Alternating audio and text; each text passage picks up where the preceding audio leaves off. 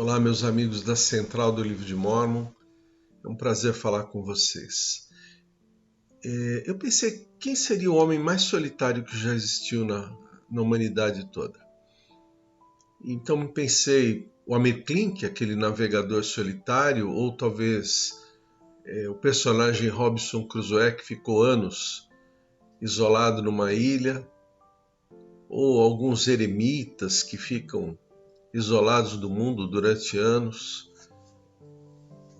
Mas eu creio que a pessoa que esteve mais isolada de todas não foi uma pessoa comum.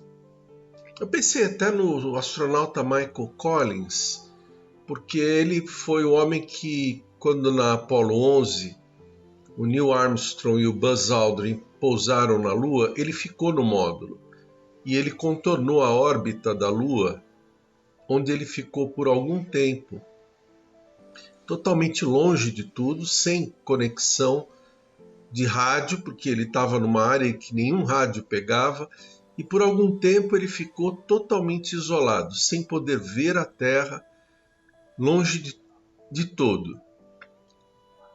Mas também ele não foi o homem mais isolado e mais solitário do mundo. Eu creio que este homem tenha sido o Senhor Jesus Cristo. Porque todos esses homens podiam estar distantes de tudo, distante da humanidade, distante de outros seres humanos, de paisagens, de tudo. Mas nenhum deles perdeu a presença de Deus junto com ele. E por algum tempo o Senhor Jesus Cristo experimentou essa sensação. Cristo disse que ele havia pisado no lagar e ele estava só.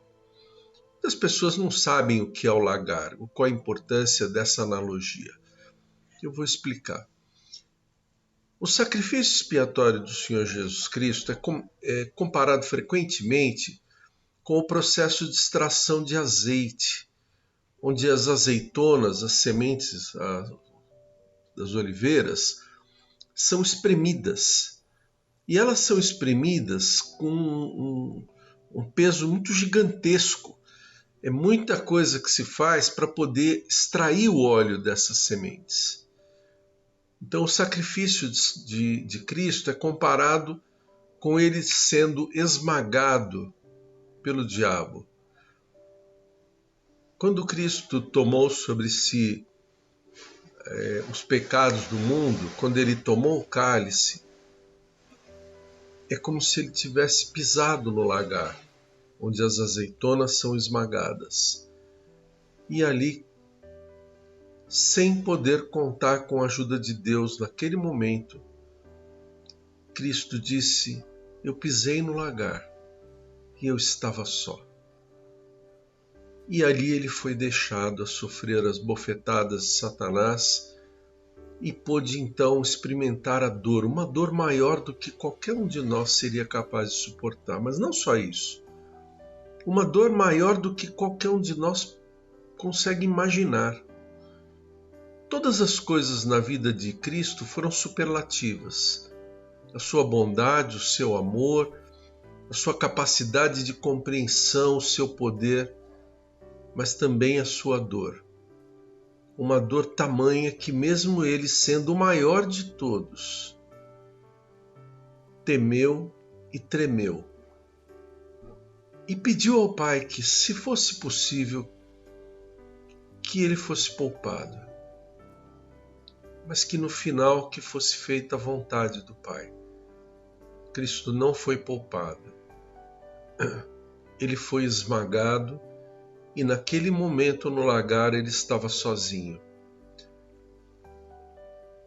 E por causa disso nós temos uma possibilidade de vida eterna, de salvação.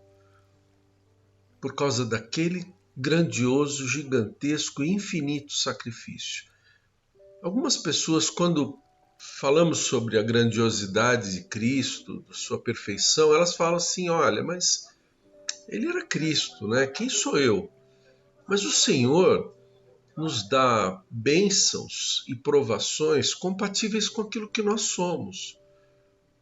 Então, um homem que recebe um talento vai ser cobrado por um talento. Aquele que recebe 2 vai ter que ser responsabilizado por 2, e o que recebe 5 vai ter que ser responsável por 5. Cristo recebeu todos os talentos. E assim como ele recebeu muito, muito foi exigido dele, muito mais do que possa ser exigido de qualquer um de nós. E no caso dele, foi um sacrifício voluntário, por amor a nós, porque ele não precisava fazer aquilo por si próprio. Cristo não tinha necessidade de se arrepender, porque ele não tinha pecados. Não tinha necessidade de sofrer, porque ele não merecia sofrer. E ele também não tinha condições de ser forçado a alguma coisa, porque ele era o maior, o mais grandioso de todos. Uma palavra sua e os exércitos romanos teriam parado e congelado diante dele e não teriam conseguido tocá-lo. Uma palavra sua e a própria terra e os elementos o teriam protegido. Mas se ele fizesse isso, salvaria apenas ele próprio. Mas por amor a nós, ele se entregou e fez esse grande sacrifício, tão grande que nós não conseguimos compreender. Eu penso nisso muitas vezes, e quando estamos tomando o sacramento, é o momento certo para que essas ponderações venham à nossa mente, para que nós nos lembremos disso, da grandiosidade daquele sacrifício, que ele pagou por nós com sua carne e com seu sangue. E que nós, por causa deste grande sacrifício, estamos livres das cadeias do pecado. E nós não precisamos pagar por nenhum pecado que nós façamos. É um erro achar que nós pagamos os nossos pecados. Nós nos arrependemos deles. E Cristo então paga os pecados por nós. É um conceito simples de entender, porque se eu faço uma ofensa para alguém, eu não tenho como restituir aquela pessoa. Eu não tenho como consertar corações magoados. Eu não tenho como restituir alguma coisa que eu, pelos meus erros, eu tenha feito alguém perder. Não é simplesmente como se eu tirasse dinheiro da carteira e devolvesse para aquela pessoa. É muito mais do que isso. O sacrifício de Cristo envolveu todas as coisas, todos os erros, pecados, aflições, todas as dores. E é um sacrifício capaz de curar todas as coisas, de uma maneira que nós não compreendemos. Como que ele fez ou como ele vai fazer isso é tão grande que nós não compreendemos, irmãos. Mas de uma coisa eu sei, porque está escrito, e eu não sei por mim mesmo, que aquele que se arrepende dos seus pecados, o mesmo é perdoado, e deles, os pecados, o Senhor não mais se lembra. Não existe bênção maior do que essa. Não existe nada maior. E nada que eu possa falar ou dizer é mais importante do que a expiação de Cristo. E esse é um conceito que as pessoas não compreendem. Mesmo nós não compreendemos na totalidade, mas as pessoas do mundo têm muita dificuldade. Eles acham que o sacrifício foi o sacrifício que Cristo fez na cruz. E por mais terrível que tenha sido a dor na cruz, onde ele morreu, aquilo foi muito pouco perto do sacrifício expiatório no jardim do Getsemane. Ali no Getsemane, Cristo entregou a sua alma, pisou no lagar e naquele momento ele estava só.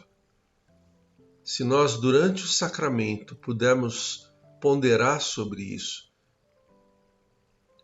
nós teremos uma visão diferente da vida. Um sentimento profundo de gratidão pelo que ele fez. Um sentimento profundo de amor e um sentimento profundo de esperança. Porque por mais difíceis que sejam os nossos dias, por mais terrível que seja a situação que nós vivemos, pessoal ou do país ou do mundo, nós podemos ter uma esperança resplandecente em Cristo, porque todas as coisas estão nas suas mãos. Ao pagar pelos pecados do mundo, Cristo se tornou o possuidor das chaves que nos permitem abrir as portas da exaltação, que permitem que nós sejamos realmente limpos dos nossos erros.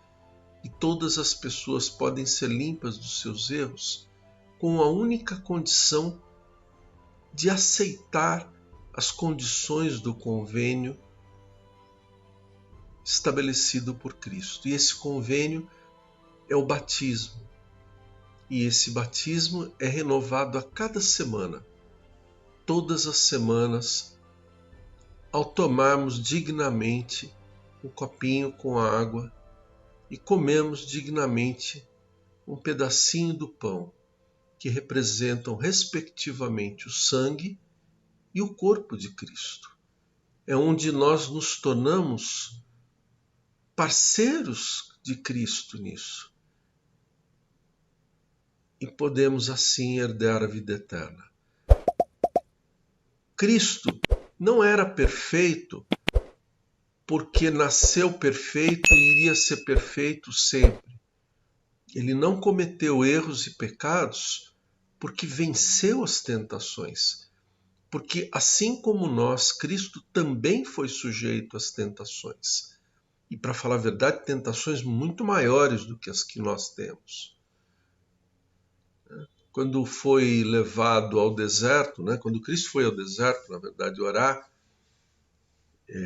e voltando depois de 40 dias em jejum, ele foi então tentado pelo Satanás. E o diabo então ofereceu para ele algumas coisas. Falou, transforma essas pedras em pão. Por que você, não sendo a pessoa mais perfeita e poderosa do mundo, não pode transformar essas pedras em pão e assim aliviar a sua fome?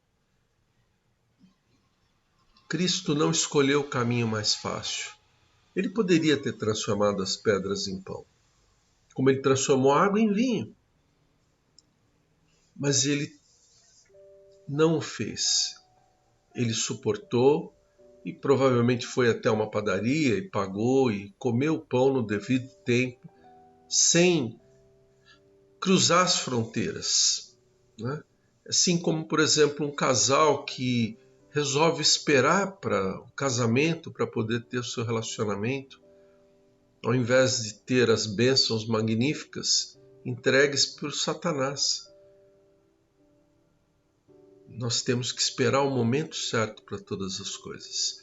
E depois então, Satanás colocou no topo do pináculo do templo e falou, por que você não se atira aqui e os anjos vão segurar você? Essa era uma tentação diferente, que apelava para facilitar as coisas. Cristo poderia ter pulado e feito um espetáculo magnífico, então todas as pessoas iam ver o grande milagre, mas Cristo não fez isso. Ele foi de casa em casa, de cidade em cidade, pregando junto com seus companheiros, e assim ele fez as coisas não da forma mais conveniente, mas da forma mais correta.